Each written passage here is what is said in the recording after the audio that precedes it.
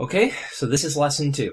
How do you take a sketch and ink it, as they say, to make it look crisp and sharp?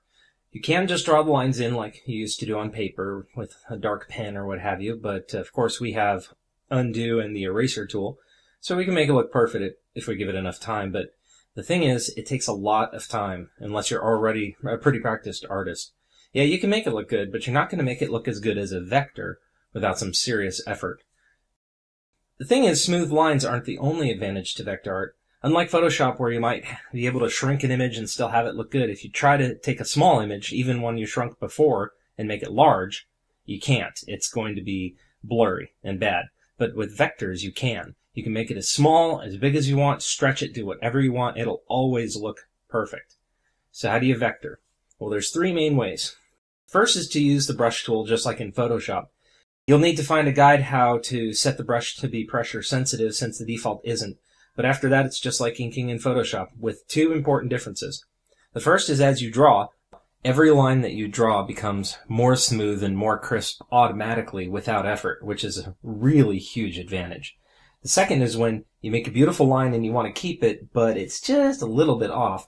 With a vector, you can fix that. If you click the direct select tool, which is the white arrow, and then click on the line you want to change, you'll be able to see the various points that make up the line. You click on any one point, and you can move it, or you can change its angle using the little handlebar things. So, with some time and a little bit of effort, but way less than just drawing it by hand, you can nudge every single line until the entire drawing is perfect. Eventually, you'll have a nice looking piece of art, but how good it looks is still going to be mostly a matter of your drawing ability, because you're still using the tablet. You're still just drawing it by hand, so to speak, but with a little help from your vector program. So we're going to go to the second method, which probably has a real name, but I'm just going to call it outline tracing. With outline tracing, all you need to know is the basics of how the pen tool works, and then you trace the outlines of your drawing, but in 2 passes. You're drawing the inside and outside of the lines. To make this clear, this is what it looks like if you do a pen trace with an outline color set, but no fill color. Now I'm going to swap the fill and outline, so the fill is black and the outline is empty. This is the mode we'll use for the rest of the trace. Now you just go over the rest of the drawing, keeping in mind the thickness of your lines is just a matter of how far apart you'll put the inner and outer lines. This creates a very sophisticated effect, and I've seen some really amazing art done this way, but it takes a long time. And it's much harder to edit and change later when you have an inner and outer path to deal with instead of just one line. So I completed the head for comparison's sake, but that's all I'll do. Let's move on to my preferred method, which is just pen tool tracing. Alright, the reason I do it this way is because it's clean looking and it's really fast and it looks good, and that's what we want. It's pretty easy to do once you learn a few basics of the pen tool, and I'm going to show you how to do those in what I'm using, which is Illustrator CS5, though I'm pretty sure other programs will have similar functions for most of this. So the first thing you need to do is click the pen tool, then make a new layer to put your lines in.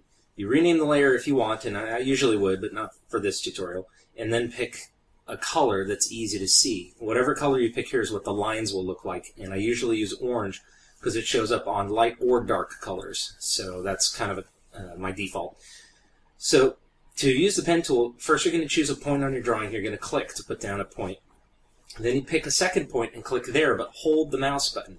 And as long as you're holding that mouse button, you'll have these handlebars that you can use to stretch and bend the curve so that it matches where your drawing is. And what you're going to do is continue this process, click and drag, so that you can follow the curves of your drawing. Eventually you hit a hard corner, and you'll notice that there's no way to make these 2 points go to the way you want them to. So what you need to do is you back up one point, and now you click on a point, and what that does is it breaks one of the handlebars so that the next point you draw can be in any direction you want. You still have one handlebar along the curve side, but you've got no handlebar on the other. So if we go back to the start, and we're going to pick up from there, you could start a new line, or you can continue the one you have. The way you do that is you hover the pen tool over an endpoint, and you see the icon change to have a little bit of a tiny little slash next to it. That means if you click, it will use that point as the next point in your line, and you'll be able to continue from there. So I continue for a little while, but let's say that eventually you get to a point in your curve where you just can't get it right. Now, I told you before that you just have to keep your points closer together, but let's say you don't really notice it until later, or you thought it was going to be fine and now you've changed your mind, you don't want to redo all that work. What you do is you just click the plus key on your keyboard, which changes to the Add Point tool, and then you click somewhere on the line, and that adds a point, and then you can just move that point and adjust its handlebars so that it adjusts your line to where you wanted it to be in the first place. So another tool that I use is the eraser. Not too often, but every now and then you'll get a line that just needs to be smooth from end to end, but through other places, like maybe behind the head or behind this leg right here. So I have the underbelly, for example, and I want it to look smooth and not have to guess whether my lines are lined up properly or not. And the way that I'm going to do that is first I draw the line I want, then I just click on the eraser tool over here and erase the part of the line I want. Later I'm going to show you how to use the width tool. Do not use the width tool, then the eraser. Things get weird.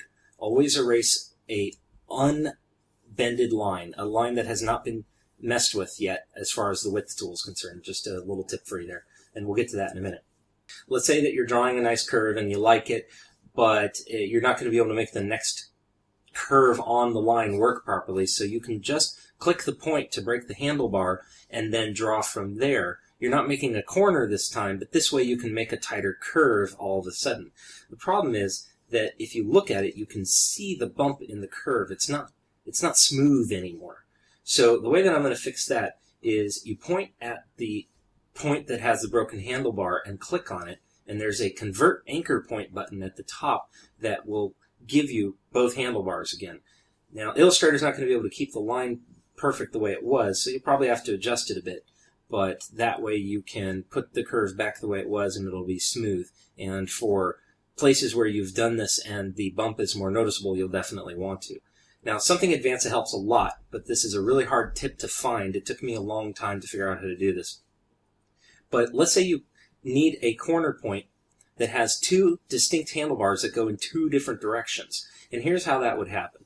Let's say that you're clicking through and you make a hard point, but instead of clicking the point, you missed slightly, so you actually made 2 points, like right here. So now I've got these 2 points, and I could leave it this way. I mean, it kind of works, but there's a couple of reasons why you don't want to do that. I'm not going to get into right now, but let's just proceed. We're going to get rid of one of those points. And the way we do that is you click the minus key on the keyboard, which gives you the delete point tool. You use that to get rid of one of the points, then direct select the other and move it to where you want it to be, and then click the P key, letter P for pen tool, so that you're back to your standard pen tool. Now here's where the magic happens, so pay close attention. Hold the Alt key, and you're not going to let it go until I tell you. You keep holding the Alt key. Then click the mouse button and hold on your point and drag, and you'll see, hey look, there's the handlebars again. You're still holding the Alt key. Now let go of the mouse button, go over to click one of the handlebars, and then drag it. And when you do this, it's going to move one of the handlebars, but not the other. Now you can let go of the mouse and the Alt key, and now you've got a point that has 2 distinct handlebars that can be moved independently, which gives you a corner piece that lets you control the curve on either side. So you can use that to make your corner look the way it's supposed to. And this comes into play in a lot of different cases. It's very useful to have this kind of corner point. So with what I've shown you so far, you're going to be able to make almost anything look good that you need. But here are some tips that are going to polish up your art really nicely. First, let's say that you have an endpoint in the middle of nowhere. It looks a little strange. So what you can do is you click the end cap button. There are 3 options here, and the one that I generally use is the middle one, which is round. And it makes the point look a lot nicer. And that's especially useful when you have 2 lines come together. Well, sometimes, depending on the thickness of those lines, you can actually see a gap between them, and it can be really hard to line up. Rounding the endpoint helps with that a lot. But even then, that's not always going to be perfect. So what you can use now is one of the most useful tools that Illustrator CS5 has, which is called the width tool. And with the width tool, you can create new points, but they're width points. They have nothing to do with the curvature. They don't have handlebars or anything. But you hover the width tool over a line, and you'll see a little point, a floating point that isn't set yet. As soon as you click, you set a width point, and you drag to decide how wide the line's going to be at that point. So whenever I'm going to make an adjustment, I always make a width point a little further down the line so that it doesn't adjust the entire line, just the part I want. And then I slide down to the part I really want to control, and I thin that down so that it blends perfectly into the other line. Now the neat thing about the width tool is you can use it for all kinds of things. For instance, you just watch how easy it is to make eyelashes with this tool. You just draw a line, make it wide on one side, thin on the other. You can also use it to improve the looks of things like tips of hair or fire and joints, like where the leg comes up into the torso. It shouldn't be just round and thick or squared. It should taper down to a point, essentially. So the width tool is the thing you use to make everything look nice without having to do the outline tracing. This is why we can get away without doing outline tracing at all, and it still looks really nice. And then the last thing I'm going to do is actually use the brush tool. For small details, little squiggles and such like that, like these little flame accents, it's just faster to use a standard brush tool. So I'll just draw those with a regular pen tool, and I'm done with it. You can use a standard pen tool like I've showed you before, but I just use the brush tool for simple details like that. And that's it.